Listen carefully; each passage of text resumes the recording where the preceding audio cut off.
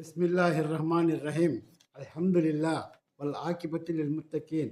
என் அன்புமிக்க அல்லாவின் நல்லடியார்களே, உங்கள் அனைவருக்கும் அல்லாவுடைய சாந்தியும் சமாதானம் உண்டாவதாக என்று கூறிக்கொண்டு இன்று குரானின் அறிவுரை, அன்னலாரின் அறிவுரை போன்றவைகளை ஒரு தொகுப்பாக இந்த பதிவிலே பதிவிடுகிறேன்.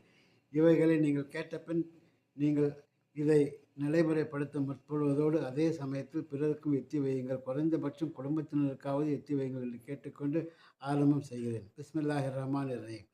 குரானின் அறிவுரை.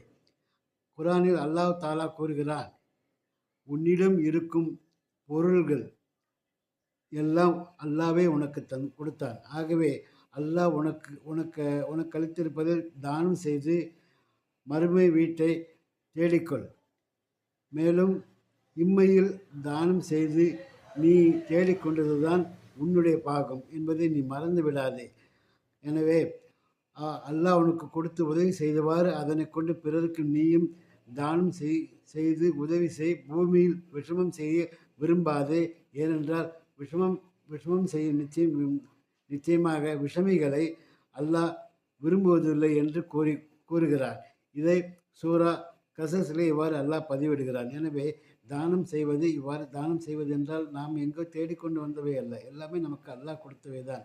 அதை மனதில் வைத்துக்கொண்டு அல்லாஹ்வின் வழியில் தர்மம் செய்து நாம் என்னென்ன தானம் செய்தோனோ, நாம் என்ன உண்டு கழித்தோமோ அவை தான் நமக்கு பாகம். நாம் சேர்த்து வைத்து நம்ம சந்ததிகளுக்கு கொடுத்து விட்டு செல்வது அல்ல, மிச்சம் வைப்பது அல்ல. எனவே முடிந்த அளவை நீங்கள் என்ன செய்யுங்கள், தானம் செய்ய மிகவும்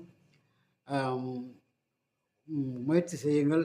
இது குரானில் குறிப்பிட்டவாறு நீங்கள் அத்தகைய தான தர்மத்தை எளிதான முறையில் செய்யுங்கள். மேலும் ஏற்கனவே பதிவிட்டிருக்கிறேன், நீங்கள் பிறருக்கு உதவி செய்வது போன்றவைகளும் எளிதான தானம் தர்மங்கள். அவைகளும் செய்ய வேண்டும், பொருள்களையும் கொடுத்து உதவ வேண்டும் என்று கேட்டுக்கொள்வதோடு அல்லாஹ்வின் அறிவுரை என்ன சொல்கிறார் என்றால், நீங்கள் அல்லாஹ்வை தியானம் செய்வதையும் கலிமா தய்யிபா லா இலாஹா இல்லல்லாஹ் ஓதுவதையும் அல்லாஹ்வை பரிசுத்தப்படுத்துவதையும் அவசியமாக்கி கொள்ளுங்கள்.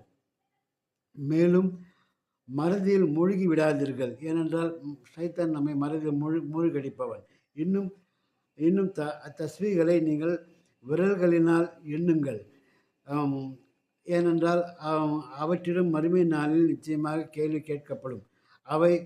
அவை அந்நாளில் அந்த அமல் பற்றி சாட்சி கூறும் என்பதாக திருமதியிலே பதியப்பட்டிருக்கிறது. எனவே நாம் விரல்கள் என்னும் பழக்கத்தை ஏற்படுத்தி கொள்ள வேண்டும். மேலும் பெருமா ஸல்லல்லாஹு அலைஹி வஸல்லம் அவர்கள் தன் பெற்றோரின் மீதும் சிலைகளின் மீதும் சத்தியம் செய்யாதீர், மேலும் அல்லாத அவ்வஸ்துவின் மீதும் சத்தியம் செய்யாதீர். அப்படி சத்தியம் செய்யும் அவசியம் ஏற்பட்டால், உண்மையான சத்தியமாக இருந்தால் அல்லாவின் மீது மட்டும் உண்மையாக சத்தியம் செய்யுங்கள் என்று அபூ ஹுரைரா ரலியல்லாஹு அவர்கள் அறிவிக்கின்றார்கள். இதை மனதில் வைத்துக் கொள்ளுங்கள். மேலும் குரானின் அறிவுரை.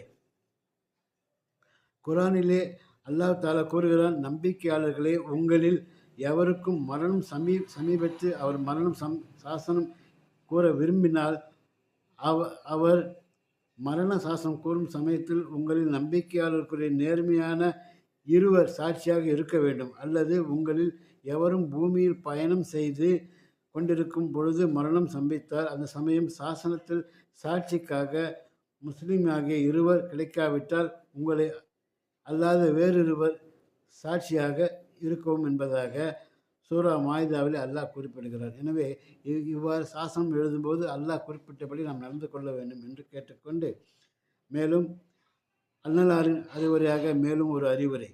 நீர் அல்லாவை பார்ப்பது போல் அவனை வணங்குவீராக.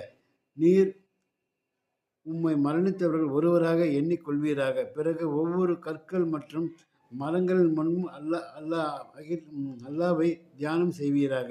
அப்படி நீர் ஏதாவது ஒரு தவறை செய்துவிட்டால் உடனே ஒரு நற்காரியத்தை செய்துவிடும்.